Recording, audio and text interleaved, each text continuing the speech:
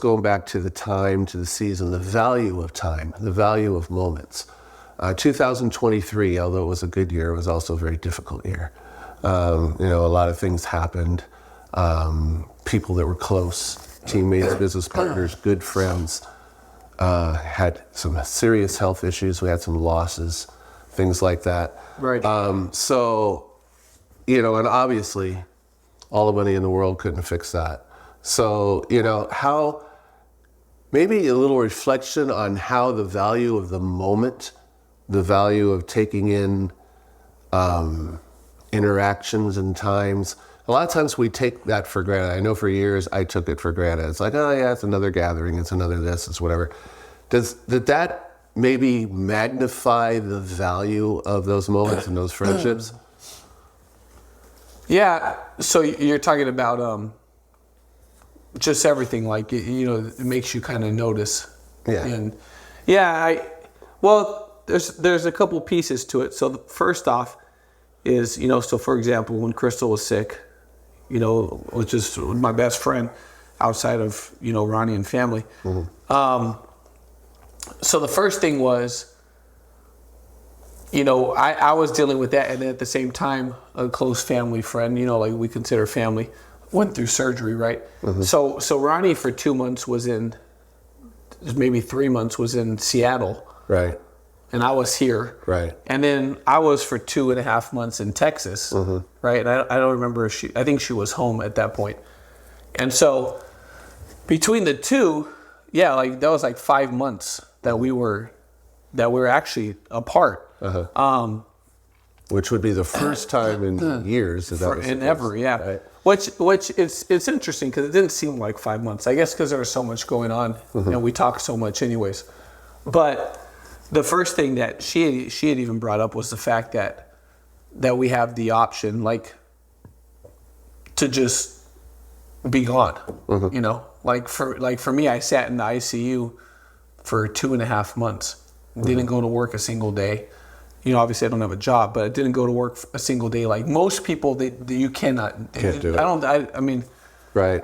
Who can go sit there for 2.5 months? Sure. Ronnie was gone in Seattle for all that time. Couldn't go there. So that was the first thing. That comes from entrepreneurship, right? That comes from building something for yourself. Mm-hmm. That comes from putting yourself, that comes from the 12 years before that, right, that put us in that position.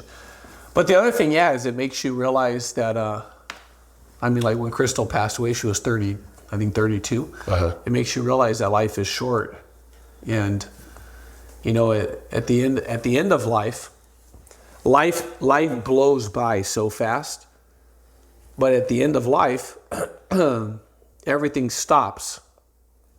And then you realize 99% of everything you've done in a lot of cases doesn't even matter. Mm-hmm. Like at the end of her life, when the day before she went in a coma, the only thing she cared about was making sure that when she's gone, all the money she leaves behind in life insurance and all that it was taken care of correctly so that her kids are set up for the rest of their life. Mm-hmm. And that her spouse is, that Johnny was taken care of. Everything else was completely irrelevant. And so her only concern was, her, at the time, 6-month-old daughter. Sure. And her 2-year-old son.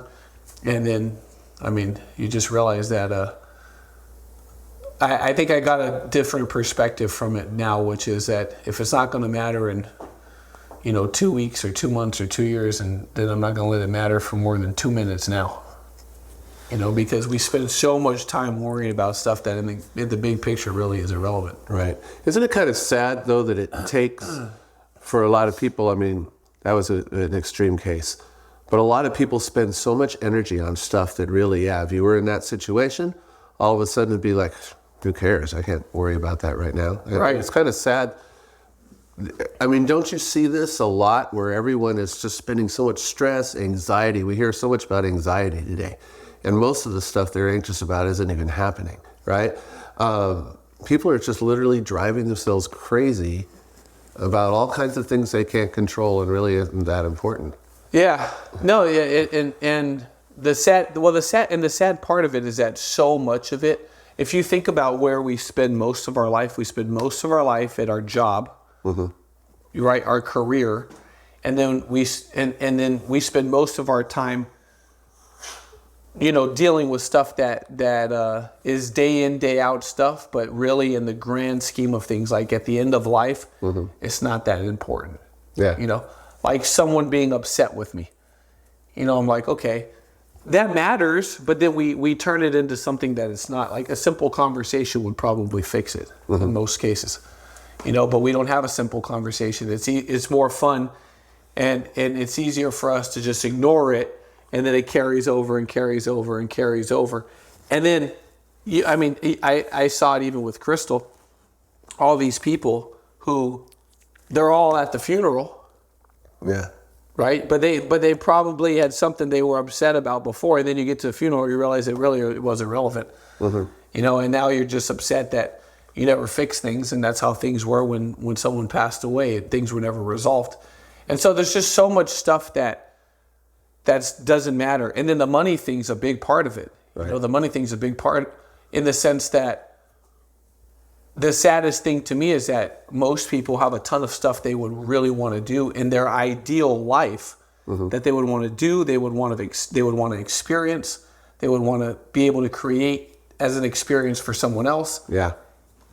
And they do none of it because they're spending their whole entire life going to work to make money, to pay bills, and just kind of survive. And there's nothing to me more sad than the fact that people have ideas and plans and goals and things they'd want to give and things they'd want to contribute.